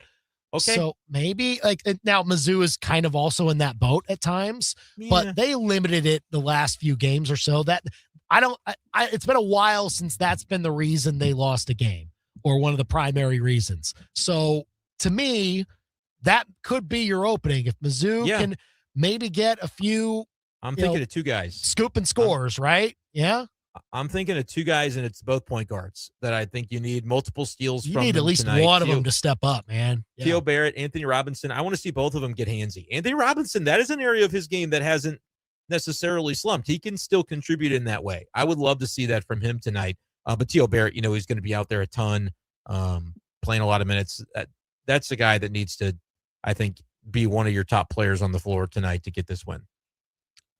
Also going to be interesting to monitor the SEC availability reports because, JP Estrella has missed the last couple of games for Tennessee. He's one of their bigs. He's 6'11", one of their, guys that they use to try and get second chance points, things like that. He is questionable at last update for this game. Obviously, Tennessee has other size that they can lean on, but they'd rather have him out there. And so maybe something that could allow Mizzou to be a little bit alleviated from so many guys that Tennessee can run at you with in the front court to grind you again to the ground like they do defensively. So that maybe could help out Mizzou a little bit. Still going to have to be an excellent defensive rebounding effort because Nate Ament can also just absolutely get his own anywhere offensively, defensively down low. Yeah. So I think, and you mentioned maybe being able to turn over Tennessee and take advantage of that with some transition buckets. That feels like an easier thing to accomplish at home too. So I think that might be the way to mitigate. They'll probably give up double-digit offensive rebounds. Like if you can hold them to about 10 and take some of the possessions away by stealing the basketball, getting handsy, getting to the passing lanes, turning that into quick buckets. I think that would be a way that you can hang tight in this game and then see them down the stretch, be able to really execute. And hopefully the crowd will be behind the Tigers tonight. I know it's a little bit of a tricky one, going to be probably getting over 10 o'clock, 10:15, 11 p.m. if Pat Adams is in the building, but still don't know on that part. If I can do it, you can do it. So if you're on the fence about it, I think this is a great one tonight to get involved and head on out to the arena. Get those $1.99 beer. $1.99 beers starting at 6:30. Yeah, 6:30 to 8. They're doing solid by you. You do right by them by showing up tonight. It'll be a lot of fun. Call or text us at 875-KTGR. If you can't make it out, obviously tune in right here on KTGR. Coverage starts at 7:30. All right, who you got? I am predicting a Tennessee victory. Tennessee 76, Missouri 70. I won't say that Missouri gets over the 73 margin again because they did that against Arkansas but lost. But I've known for days what I have to do, and so the offensive rebounding is too much. The size of Tennessee, too much. The discipline of Tennessee, too much. Sorry. Mizzou's going to drop this one. Mizzou will be dragged to a lower number than they're used to. Yeah. But that means that their defense will have to show up, and I actually think that they can force a good amount of misses. They're going to miss. Okay. They're going to allow some offensive rebounds in this one. Might be frustrated by some elongated possessions here and there. I think Mizzou wins 74-69. Good job, Andy. We both did what we had to do. We did. Yeah. And that would be, be huge. Be huge. Win this one tonight. Monumental. You're going to Mississippi State. I know. This weekend. Really nicely. It's all about getting it done tonight. It's so important. The last time I said it's the most important game of the year, they lost by like 17 at home. So this time, not the most important game of the year, but no, this one's not important at all. But please win it. is what I've got to say about that. That's great advice. Yeah. Sage advice from Brandon. That's why they let me talk on here. I come up with some doozies sometimes. Some way, somehow. 875-KTGR. Give us a call or a text. Again, give us your predictions for Mizzou and Tennessee tonight, 8 o'clock tip-off. Be ready for it. Be ready to stay up late for it. And we'll talk about it tomorrow here on The Big Show. But in the meantime, we'll talk some NFL Combine, who could be the Mizzou players that stand out this week, and also what fun quarterback movement scenarios in the NFL could we see? Plus, Brian Smith of Mizzou Wrestling joins us at 5:45 on The Big Show. The Big Show with Andy and Brendan continues next on your total sports station, KTGR. The following is a paid advertisement by Family Vacation Getaways with the purpose of soliciting sales of vacation ownership. For complete details, visit fvgradio.com. If you want a 100% complimentary stay at a luxury resort in Cancun, airfare not included, then Family Vacation Getaways is your ticket to paradise. See website for complete details. We're giving away 5 days and 4 nights to the first 50 callers who can name an animal that lays eggs and is not a bird. An animal that lays eggs and is not a bird. Do you know it? Call now, 800-417-6411. 800-417-6411. You're also eligible for an exciting bonus vacation to Orlando, Florida for just $498. And don't worry about anything ruining your plans. We can extend your travel up to 18 months. Name an animal that lays eggs and is not a bird, and you get a complimentary Cancun resort stay and an optional bonus vacation to Orlando for just $498. What are you waiting for? Call 800-417-6411 and give us your answer. The proceeding is not a contest and is a paid advertisement by Family Vacation Getaways and not sponsored by this program or its affiliates. Guys, our day is coming. The 2026 Como Man Show. Saturday, March 14th at the Northeast Event Center where the Boone County Fair is held. Sports, tractors, cars, and a whole lot more of everything that makes you proud to be a man. Food and drink? Oh yeah, Mid-Missouri's best will be there too, with a portion of the proceeds going to a local nonprofit. Tickets on sale now, so grab yours at ComoManShow.com, and we'll see you there. Saturday, March 14th at the Northeast Event Center. Would you care for some nightmare fuel? It's 5 a.m., and while you're still shaking off the cobwebs from the previous night's snooze, something else is lurking in another web. Time for a shower. Reach down to start the water, and it's a spider. 8 eyes watching you, and now 8 legs coming right for you. You know what you need? 5 stars. Not like throwing stars, although to be fair, you'd use just about anything to kill that dastardly shower spider. All you need is a 5-star service plan from Steve's Pest Control. Steve scares the life out of pests. Oh, who are we kidding? Steve and his team don't scare them, they kill them. All of them. And because your fear of spiders, wasps, termites, and other insects is very real, Steve's is here to let you know that he and his team are real too. They're not some corporate conglomerate. They're legendary, local, and 100% real. Hi, I'm Steve with Steve's Pest Control. We're going to solve your pest problem. I guarantee it. Now you got a friend in the pest control business. Steve's Pest Control.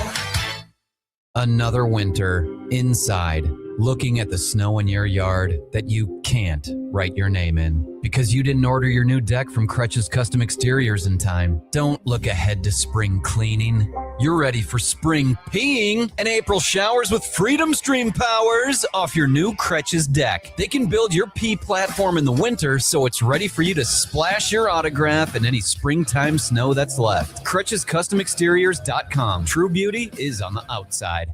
Honey, he says we're in legal trouble and we're going to lose our retirement. We have to get to a crypto ATM now. This can't be right. It's not right. I'm Attorney General Catherine Hanaway. We've received reports of devastating new scams involving crypto ATMs. Let's report this. We're here to help. Report suspected fraud at 800-392-8222 or visit ago.mo.gov. Sponsored by the Missouri Attorney General's Office. The best local sports talk around on your ride home. You've got The Big Show on KTGR. Mizzou and Tennessee hoops tonight, 8 o'clock. You can tune in on KTGR starting at 7:30. Text in with your predictions, 573-875-KTGR. Also an update. Mizzou baseball a winner today in their home opener. Just went final 15-1. Run rule win in 7 over Arkansas Pine Bluff. Get used to it, Pine Bluff. You can't hang with Mizzou. Hey. Just the opener for football. Yeah. They also play tomorrow. They play Pine Bluff tomorrow. So yeah, another one. Normally, right? I respect my opponent more. I didn't know that they played tomorrow. My bad. Great. Wonderful. But you got that work today, so get ready for tomorrow. Hey, 4 straight run rule wins. There you go. That's what you need. That's what you need. That's what you need yep. this time. This time of year. I do wonder, like, where I guess there wasn't a run rule the first Sunday of the year against Mount St. Mary's when they won 34-3, because like that was they were enjoying the nice weather, you know. Yeah, I guess so. They were happy to be there. I suppose. But happy to beat the Bullpuck. They've been working with the run rule here last week or so, and, well, it's helped them finish the last 4 games in just 7 innings. So Mizzou baseball winning the opener today. They'll have another early one tomorrow, 1 p.m. first pitch. You can hear it on the KTGR app. Tomorrow as the Tigers go for a 2-game sweep of Pine Bluff to get that batted record in the non-con here coming up here soon. So we'll be watching that. We'll be watching Mizzou hoops tonight. We'll also be watching the NFL Combine this week. 6 Mizzou players there. And I believe the first ones we'll see are the defensive linemen and the linebackers. They're first getting on the field. And I think that's Thursday when they do that. They talk to the media tomorrow, and then the next day they do their on-field work. So that'll be Josiah Trotter. That'll be Zion Young. That'll be Chris McClellan. Then you'll see DBs, I think, the next day. So that's Toriano Pride. Day after that, where are we at? Saturday, Kevin Coleman working with the wide receivers and running backs, quarterbacks that day too. And then offensive lineman is the last group to come through, and so that'll be Keegan Trost. Who do you expect to stand out? I expect in the physical drills that we get to see, like we talked with Will Carroll, the stuff that's entertaining about the combine, Zion Young, I think is going to be. I think so. Going to be somebody that you want to watch. But I think that the other guys will, there'll be guys that build their draft stock behind the scenes in those interview rooms and in those other settings that I think there's a number of guys that could stand out in that regard. I think Chris McClellan has some upward trajectory in an event like this too. It was impressive in the Senior Bowl, and this could be another chance for him to up that. I really do think an interview process can help him too. He's an excellent guy. From what we've been able to hear from him, he's really thoughtful and in press conferences, things like that. He can be a guy that sneaks into, I think, day 3 and is able to maybe get an earlier chance to impress for some NFL organization because he was drafted. So I'm looking forward to that. Trotter, I think the talent kind of speaks for himself. The production speaks for itself. It'll just be about, backing that up and proving right in situations like this, what you can do. Don't know what that'll mean for his. I don't think first round, but I wouldn't be surprised if he's, second round or something like that. Day 2 pick would be, I think, perfectly suitable for where he lands. And we'll see if he's able to help his stock in the week ahead. But we always do kind of just, it's our nature. We gravitate to Saturday when the quarterbacks are out there, the running backs and the wide receivers. And who knows, Kevin Coleman might get his chance too. I was glad that he got this invite. I don't know if it was a total guarantee that was going to happen, but I think now that he has this, he's going to take it and run with it. Yeah, I agree with that. And I think because of probably some of the things that happened at the Senior Bowl, you're excited to see what he can do here. So I always get, anticipation for what Mizzou can be represented with in the NFL draft. And so that's really starting to ramp up now with the combine and then the draft in a couple of months. So we'll see how the Mizzou players do. But I think you're right. Zion Young is the best chance of grabbing a lot of attention and just winning reps, getting monster numbers in a metric or something like that. So we'll see how that goes. There's also this is the year that you make sure you don't read into at all what coaches and GMs are saying when it comes to who might be on their team this year, what they're targeting in the draft, things like that. You should believe that Kirk Cousins is going to be available because apparently he's going to be cut first day of the league year. That's happening. Tua is going to be available. There could be other quarterback movements that maybe even we don't know about in all of this. Apparently Nick Caserio, Texans GM, was asked flat out, are you going to trade CJ Stroud? Is that a possibility? He's like, no. You say it's moronic? I don't know. Moronic. Man. Some of the things that CJ Stroud was doing on the field during the playoffs were moronic, but that's just one man's opinion. similar things about Deshaun Watson when Watson was on his team and whether or not he was going to be traded. And guess what? Guess what happened? So that could always be like, that is translated to, we have not received the offer that we like yet. Yeah. CJ Stroud. So I don't know what fun scenarios that we could see in NFL quarterback movement. Well, this here's year. a scenario. The list that I referenced earlier, I think comes from NFL.com. Do you know who their number one free agent is? They did their top 101 free agents. Really? It's a quarterback. It's Malik Willis is the name that they're going with. I guess he's going to get a massive bag. Fills in a little bit for Jordan Love this past season. Looked okay doing it. And now teams are going to be, enamored when it comes to the combination of the throwing ability, the running ability. Maybe, landing in Tennessee where he landed wasn't a great landing spot, and the Packers were able to get something out of him.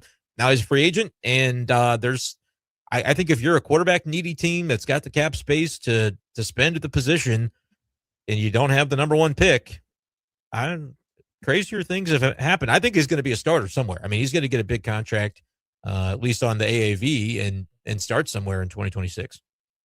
That's fascinating.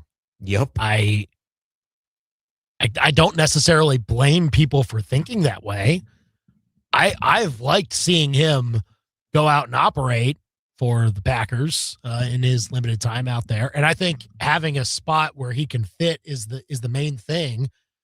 Usually it's not just about talent and whether these guys can. I mean, a lot of the quarterbacks, when you get to that type of level, can do a lot of the same things with the exception of a few that are elite and all that. But generally speaking, you can do just about anything that you need to do at the quarterback position, talent-wise, skill-wise, but it's all about fit. It's all about how do you jive with the coaches? How do you jive with your skill players? Everything like that. And I just hope that Malik Willis goes to not the Jets, So that's that's what I hope for. Him on the Cardinals would be interesting, man. Like that'd be one that I'm looking at for him. I wish they would just let Jacoby Brissett start one more year. I know that sounds crazy, but I think he would be fine and give him an opportunity to kind of figure out what they want to do at quarterback. I think they should get rid of Kyler and maybe bring in somebody as a capable contender against Brissett. But Brissett played some good football last year. In that division, it just doesn't feel like right now is the time to spend up and really go for it with the Seahawks, Rams, the Niners all just really at their peaks right now. I might wait a minute if I'm the Cardinals before doing anything too flashy at QB. Well, the possibility could be Malik Willis going to Miami, following that I could see. Jeff Hafley. That I could definitely see. Yep. The question is, they spent a whole lot of money probably to make Tua go away, and so Malik Willis, if he is in fact expensive, more so than maybe we think, how does that all work? But that'd be intriguing with him paired up with Jalen Waddle. They still have good offensive weapons. That's the thing. Yeah. Even without Tyreek Hill, I don't think Tyreek Hill's coming back there. Obviously not. They released him. But all kinds of quarterback craziness could happen as it is each and every year. And we'll see who Kirk Cousins is able to get $50 million from this year. So that'll be fun. I think he's going to get a decent contract. I'm looking at the Justice Mosqueda is a Twitter user that said he's been doing some sicko stuff. Consensus top 100 free agent list based on the 22 lists that he's looked at. I don't know who this guy is, but clearly he's got a spreadsheet. Daniel Jones rates as the top quarterback available, and I think he's probably going to just go back to Indy if he's healthy enough. Malik Willis, Aaron Rodgers, and then Russell Wilson. That's not a particularly strong list of quarterback free agents, but as you mentioned, you'll add to that with Cousins, you'll add to that with Tua, but it's not like there's a big crop of guys, and the quarterback draft class is considered to be maybe not strong behind Fernando Mendoza, and so that leads to Malik Willis getting a bag. That's really what it boils down to. It's 7-5. I think Cousins another year off the Achilles, I think could be okay. 875-5847 if you want to weigh in. We'll have Brian Smith of Mizzou Wrestling with us next. Now, your local sports center update on your total sports station, KTGR. Good evening, I'm Andy Humphrey. This Sports Center update is with Lee's Tire Company. If it's rounded rubber, Lee sells it. Go to leestirecompany.com. Mizzou men's basketball tonight takes on Tennessee. Tigers are about 2.5-point underdogs tonight to 3 as they look for their second-ranked win in the last week. Tigers look to get to 9-6 in conference play with the win as well. Tennessee is 10-4 in the league. Tip-off at 8 o'clock. You can hear it on KTGR with coverage starting at 7:30. Mizzou baseball winner today in their home opener. They win 15-1 over Arkansas Pine Bluff in 7 innings. Tigers will take on Pine Bluff again tomorrow at 1 o'clock at Taylor Stadium. And Mizzou football announced today that their home opener for the football season, also against Arkansas Pine Bluff, will once again be moved to the Thursday before Labor Day. It'll be a 7 p.m. kickoff on Thursday, September 3rd. This will be the 5th consecutive season that Mizzou has opened up its season on a Thursday in football. Your ABC 17 Storm Track forecast with Shangri-La Dispensaries, 2 locations in Columbia, 1 in Jefferson City. Shangri-La Dispensaries is paradise found. ShangriLaDispensaries.com. I'm ABC 17 Storm Track Chief Meteorologist Jessica Hafner. I'm tracking partly to mostly cloudy skies this evening with a low near 34. Expect slightly cooler temperatures tomorrow. We'll make it to about 54 with some evening showers. We'll clear up by Thursday with mostly sunny skies and highs back up to near 55. I'm ABC 17 Storm Track Chief Meteorologist Jessica Hafner, and that's your ABC 17 Storm Track forecast on your total sports station, KTGR.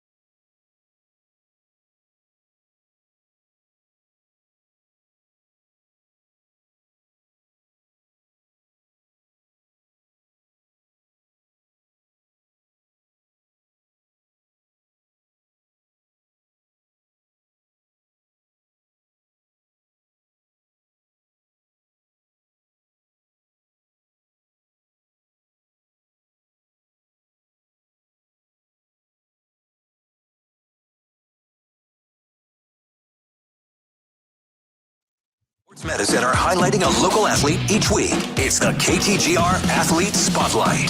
This week features Hickman freshman forward London Stemmons, who led the QP's girls hoops team to 2 wins over Camdenton and Father Tolton, scoring 40 points combined over the 2 victories. That's the KTGR Athlete Spotlight, thanks to MU Healthcare Sports Medicine, providing everything athletes need to be and stay at their best, because they're competitors too. My name is Barry Rowe with True Sun Exteriors and Interiors. I started True Sun Exteriors and Interiors in 2010, and I started working with the Zimmer team. It was the first advertising option that I tried was radio, stayed with that, and it started seeing results with that in a relatively quick time frame. And with the Zimmer team, with the creativity that they can help you with, the ideas, and just their advice makes it such a core piece of what we do to get our name out in the community and brand it. Zimmer Communications. You know business, we grow business. ZimmerCommunications.com. Your foresight is so good, you can practically see into the future. But fortune telling isn't the career path you want to take. Instead of predicting people's futures, you can help build them at Fuse 32. Because you recognize things before they can even become problems. You love the thrill of success and getting paid for it. All that's left to do now is look into that crystal ball and see yourself on the sales team at Fuse 32. There's nothing we can't do. Apply now at Fuse32.com.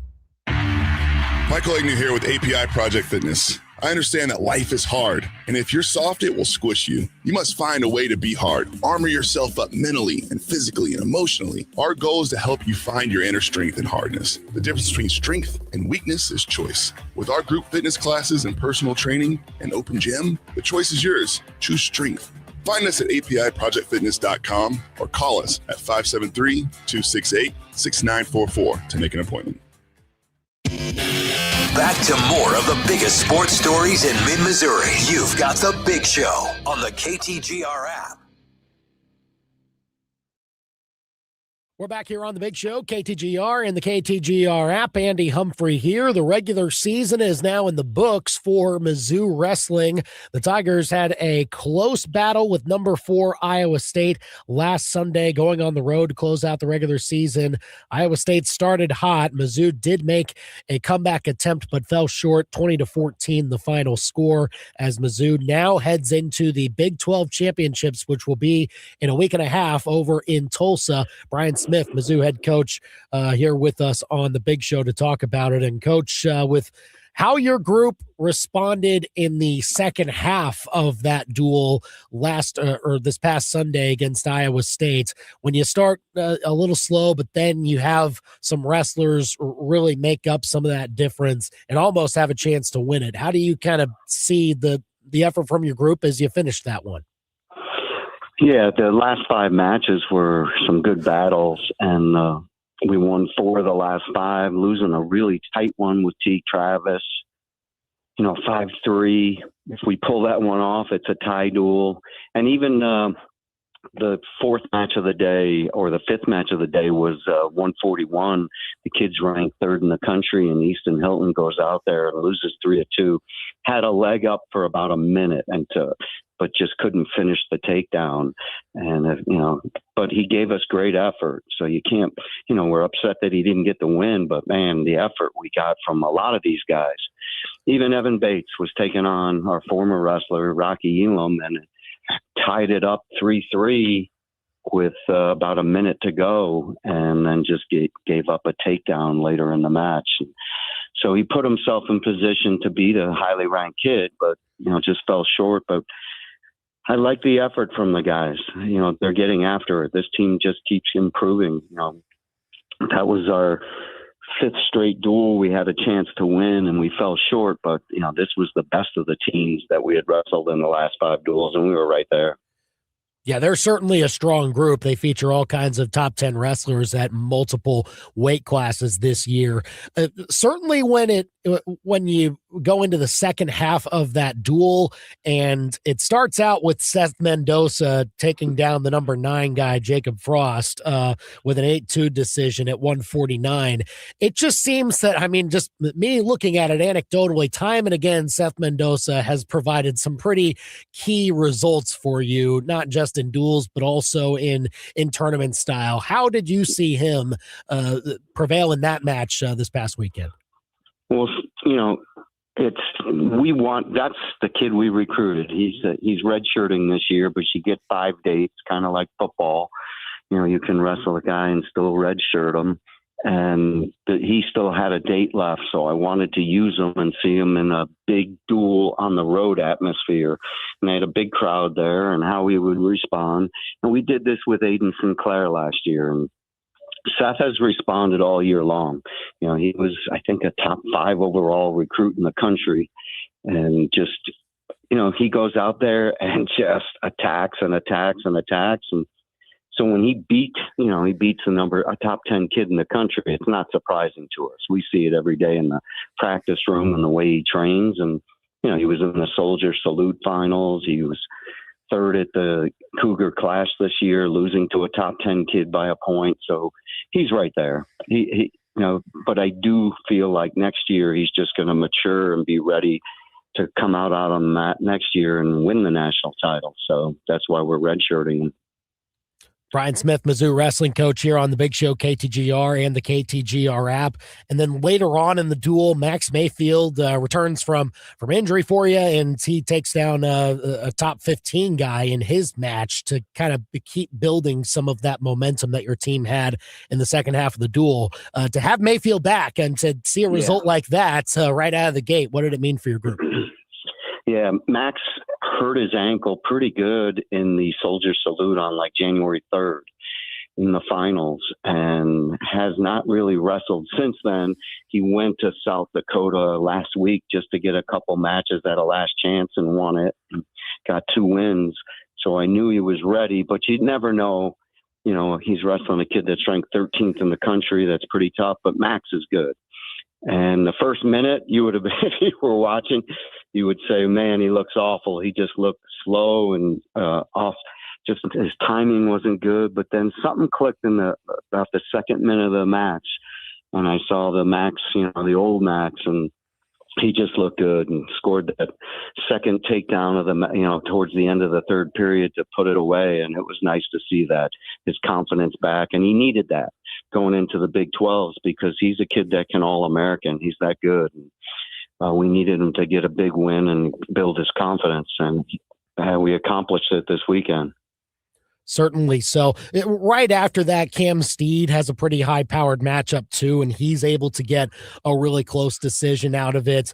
And then obviously Aiden Sinclair with the tech fall afterwards. So, I mean, to again, finish the match with those two guys who certainly have put together strong seasons all year long. How did you view the way that they were able to still be able to lock in, despite the fact that maybe the team score wasn't going to be in your favor at that point? Yeah, I mean, it's kind of why we made the choice to start at 97 just because we knew that they were heavily favored in the first 5. And if we could pull one off, then we would know what we needed to score in these matches. It's just we just didn't get any of the other upsets. We needed one other. But they, Aiden and Cam always go out and compete hard. And if it was going to come down to any of the last two guys, those are the two guys I wanted. And that's why we chose 97. But they're wrestling at a high level, especially Aiden. Aiden's just been scoring a lot of points. And he'll probably be the 1 seed at the Big 12s. And just, I'm excited for them. Those two are, wrestling their best at the right time. Certainly so. Brian Smith, Mizzou wrestling coach here on the Big Show, KTGR and the KTGR app. So now that the regular season is done, I mean, obviously your focus turns to bigger and better things, but as you kind of evaluate what this regular season was for your group from top to bottom heading into this period, how do you kind of assess it, where you were expecting it to be and how it kind of matches up with now that the results are on the paper and you're trying to now see what they mean for postseason? Well, we definitely had a tough schedule. We had one of the toughest schedules in the country, wrestling at the national duels. And then we had other matches with Illinois and Nebraska. And then, of course, the in-conference ones with Oklahoma State and Iowa State. But it was a challenging schedule. And the way, it started with, even though we placed at the national duels, we went 2-3 out there and wrestling Iowa and all the tough teams. I wasn't sure how this team would respond. And as the season went on, we just kept getting better and better and finding ways to improve. And that's all you can ask as a coach, is that these guys come to the practice room, want to get better. And, even though we lost Iowa State, we put ourselves in position to almost win it. And so they just keep improving. And now going into the Big 12s, I think I believe with the schedule they have wrestled, the toughness of it, that they're prepared for this tournament and ready to go. And, we got to get guys qualified from the Big 12s, but they're prepared for that. They've seen every tough team in the country now, and they've dealt with it pretty good. And, now we just got to go step out on the mat and pull some big wins. Yeah, and that'll be in almost a couple of weeks. It'll start a little bit earlier than usual. It'll be Friday, Saturday this year instead of the usual Saturday, Sunday as you go to Tulsa, but that'll be next weekend. And so as you start to prepare for it, as next week you learn your seeds, but then your group will have more time to prepare for it. So now that you're kind of back in a period where your guys are having to wrestle against each other a little bit to prepare for that spot, how do you kind of view that shaping up for your group as you get about 10 days left to be as in tip-top shape as possible? You hone in on, it's a lot of individual work. I mean, today we had a practice where we worked on 3 or 4 things that we can be better at, that we saw in the Iowa State duel, and got on the mats and worked it. Tomorrow will be individual work where it's one of the starters with 2 of the guys and putting them in tough situations where they have to go live with these different guys. And and just getting them, building their confidence in those positions so they improve at them, but then get confidence to win at them. And it'll be a lot of that throughout the next week or two. But, this week and then next week, we kind of taper back a little because we'll leave on Wednesday. And just hope they're mentally ready, which I think they are. They're a team that's put the time in. These individual practices really build confidence, and they feel prepared. We don't really focus on the opponents. We just focus on what we got to do to get better, and our guys buy into that, and they'll be ready.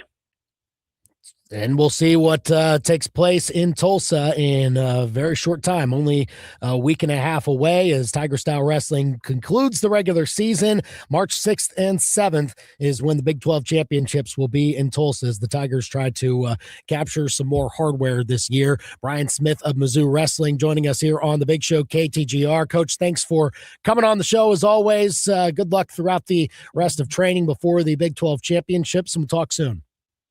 Thank you. Appreciate it, Andy. It's the Big Show on KTGR and the KTGR app, and so we'll see whether Mizzou can compete for that team title, but also see if they can get as many wrestlers as possible qualified for the NCAA championships, which will be in Cleveland in a little less than a month, March 19th through the 21st. That's a Thursday through Saturday, but it's postseason time now for Mizzou Wrestling. This is where they really start to make their move, and we'll see how it shapes out starting with the Big 12 championships next weekend. Thanks for joining us today. Thanks also to the injury expert, Will Carroll, for coming on earlier. A reminder, 7:30 is when coverage starts for Mizzou and Tennessee men's basketball. Tonight, the Tigers going for another quad one victory. We'll see if they can get it done, and we'll be back tomorrow to talk about it at 4 o'clock. So stay tuned for that coming up later on this evening. Mizzou men's hoops tipping off at 8. He's Brendan. I'm Andy. We're done for now.